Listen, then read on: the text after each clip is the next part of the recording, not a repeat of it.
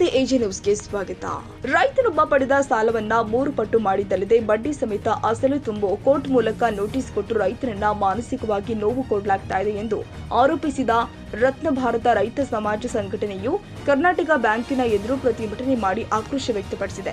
ಸೋಮವಾರ ಬೆಳಿಗ್ಗೆ ಗಾಳಿಮರೆಮ್ಮ ದೇವಸ್ಥಾನದಿಂದ ಆಗಮಿಸಿದ ರೈತರು ರೈತ ಶಂಕರಪ್ಪ ಕುಂದಗೋಳ ಅವರು ಕರ್ನಾಟಕ ಬ್ಯಾಂಕ್ ಅಲ್ಲಿ 3 ಲಕ್ಷ ರೂಪಾಯಿ ಬೆಳೆ ಸಾಲವನ್ನಾಗಿ ಪಡೆದು 2 ವರ್ಷದಲ್ಲಿ ಕರ್ನಾಟಕ ಬ್ಯಾಂಕ್ ಮ್ಯಾನೇಜರ್ ಅಧಿಕಾರಿಗಳು ಬಡ್ಡಿ ಸಹಿತ 6 ಲಕ್ಷ ಮಾಡಿ ನಂತರ ಅವರ ಅಂಗವಿಕಲ ಸಹೋದರ ಮೃತ ತಂದೆಯ ಅಕೌಂಟ್ ವಿಭಜಿಸಿ ಇದೀಗ ಸಾಲ ಪಡೆದ ಕುಟುಂಬಸ್ಥರಿಗೆ 9 ಲಕ್ಷ ರೂಪಾಯಿ ಸಾಲ ತುಂಬುವಂತೆ ನೋಟಿಸ್ ಕೊಟ್ಟಿದ್ದಾರೆ. ಜೊತೆಗೆ ಸಾಲ ಪಡೆದ ಕುಟುಂಬಸ್ಥರನ್ನ ಕೋರ್ಟ್ಗೂ ಕೂಡ ಅಲಿದಾಡಿಸುವಂತೆ ಮಾಡಿದ್ದಾರೆಂದು ಆರೋಪಿಸಿದರು.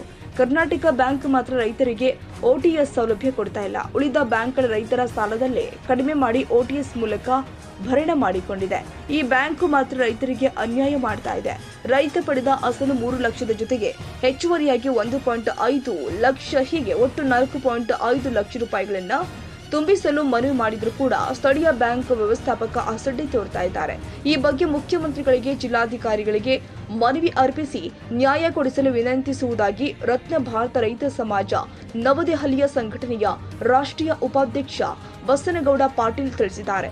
ಅಕ್ಟೋಬರ್ 10ರೊಳಗೆ ರೈತನ ಸಮಸ್ಯೆ ಬಗೆಹರಿಸದೆ ಇದ್ದಲ್ಲಿ ಬ್ಯಾಂಕ್ ಬಂದ್ ಮಾಡಿ ರಸ್ತೆ ತಡೆ ನಡೆಸುವುದಾಗಿ ರೈತರು ಎಚ್ಚರಿಕೆ ಕೊಟ್ಟಿದ್ದಾರೆ. 3 ಲಕ್ಷ ಕರ್ನಾಟಕ ಬ್ಯಾಂಕ್ನಲ್ಲಿ ಲೋನ್ ತೊಗೊಂಡಿದ್ದಾರೆ. ಲೋನ್ ಮುಂದೆ 21 ಇಶ್ಯೂಗಳಿಗೆ ಅದು ಬೆಳ್ಕೊಂತ 3 ಅಕೌಂಟ್ ಇದು ಮಾಡಿಬಿಟ್ರು.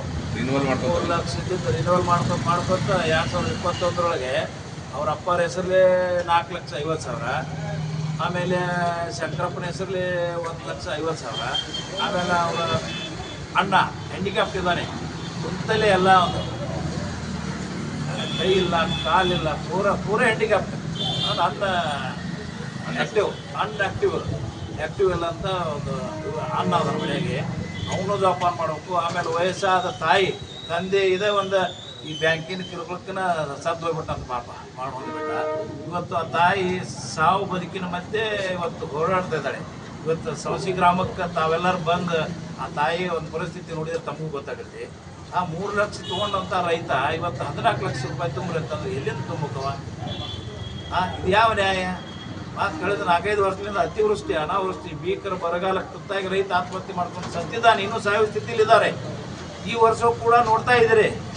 ಇದ್ದಂಥ ಬಂದಂಥ ಬೆಳೆ ಕೈ ಬಂತು, ಬಾಯಿಗೆ ಬರಲಿಲ್ಲ, ಮಳೆ ಹೊಡೆತಕ್ಕೆಲ್ಲ ಕಿತ್ಕೊಂಡು ಹೋಗಿದ್ದಾವೆ. ಇವತ್ತು ರೈತ ಇದ್ದಂಥ ಮಳೆ ಹೊಡೆತಕ್ಕೆ ಬಿದ್ದು ಇವತ್ತು ಬಿಸಿ ಪಾಲಾಗುವಂಥ ಪರಿಸ್ಥಿತಿ ಬಂದಿದೆ. ರೈತನಿಗೆ ಬೇರೆ ಉದ್ಯೋಗ ಇಲ್ಲ. ಅವನ ವ್ಯವಸಾಯವನ್ನು, ಕೃಷಿಯನ್ನು ನಂಬ್ಕೊಂಡು ಬಂದಂಥವ ಆ ರೈತ.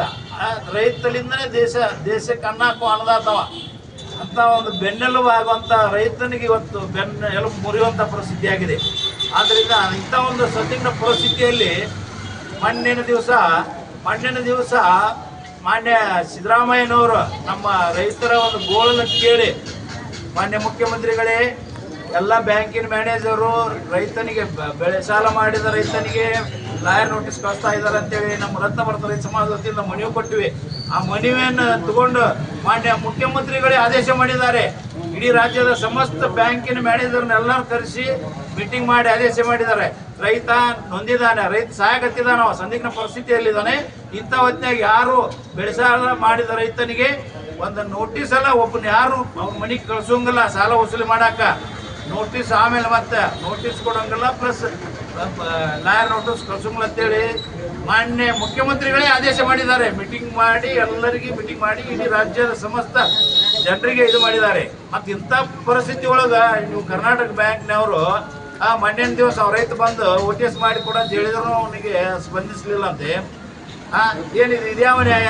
ನಿಮ್ಮ ಬ್ಯಾಂಕಿಗೆ ನಾರ್ಮ್ಸ್ ಕಂಡೀಷನ್ಸ್ ಇಲ್ವಾ?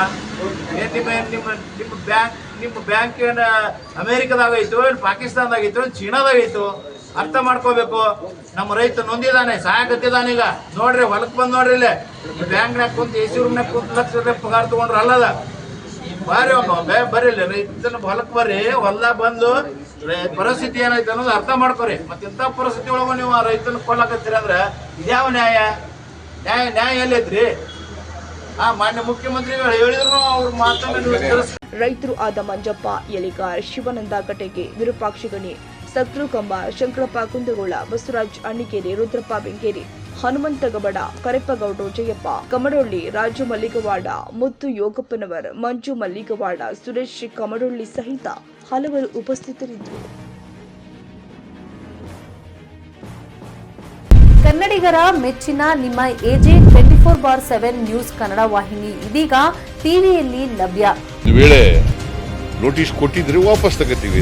ಇವತ್ತು ವಕ್ಫ್ ಪ್ರಾಪರ್ಟಿ ಅಂತೇಳಿ ಬರ್ತದೆ ಅಂತ ಹೇಳಿದ್ರೆ ರೈತರು ಬೀದಿಗೆ ಬಂದ್ರೆ ಏನ್ ಮಾಡ್ಬೇಕಾಗತ್ತೆ? ಯಾರು ವೋಟ್ ಹಾಕಿಲ್ಲ ಅಂದ್ರೆ ಗ್ಯಾರಂಟಿನೆಲ್ಲ ಸ್ಟಾಪ್ ಮಾಡ್ಬಿಡ್ತೀವಿ.